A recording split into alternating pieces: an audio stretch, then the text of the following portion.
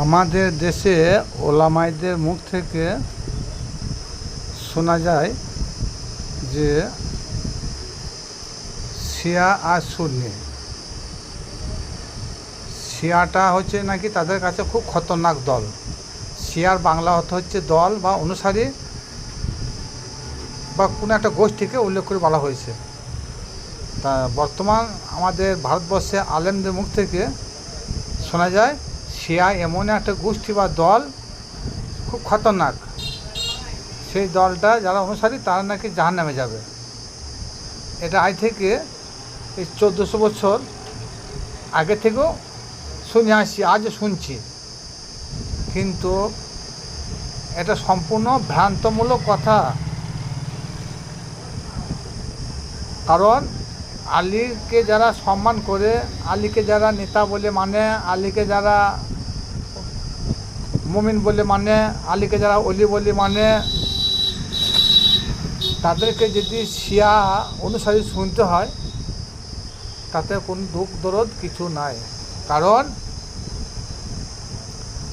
আল্লাহ পাক রব্বুল আলামিন তিনি বলেছেন, আমি জান্নাত জাহান্নাম কিছু তৈরি করতাম না যদি মাওলা আলীকে সৃষ্টি না করতাম বা তৈরি না করতাম।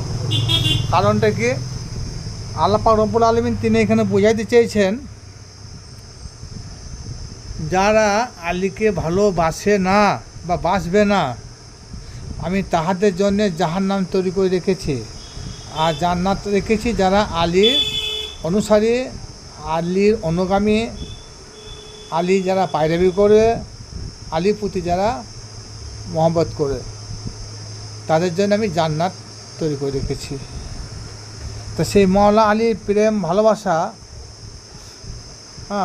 করতে গিয়ে যদি কাউকে জাহান্নামে যেতে হয়, তা ইনশাল্লাহ শিয়া সম্প্রদায়ের লোকরা মাথা পেতে সেটাকে মেনে নিতে পারে। আর বর্তমান যারা জলিল কদর সাহাবীদের অনুসারী, যারা সাহাবীদের ব্যতীত অন্য কাউকে চিনে না, আওলাদের রসুল চেনে না, আহলে বায়াত চেনে না, পাক পাঞ্জাতন চেনে না, তারাই ওই জলিল কদর সাহাবীদের অনুসারী। সেই জলিল কদর সাহাবীদের মধ্যে এক নম্বর আছে আবু বকর, উসমান, উমর, আরও সব 100 লক্ষ সাহাবীদের মধ্যে আরও সব আছে।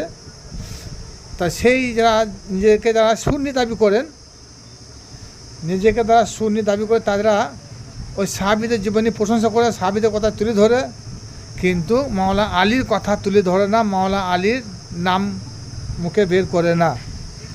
মাওলা আলীর নাম বের করলে তারা নাকি জাহান্নামে চলে যাবে। এই হচ্ছে তেনাদের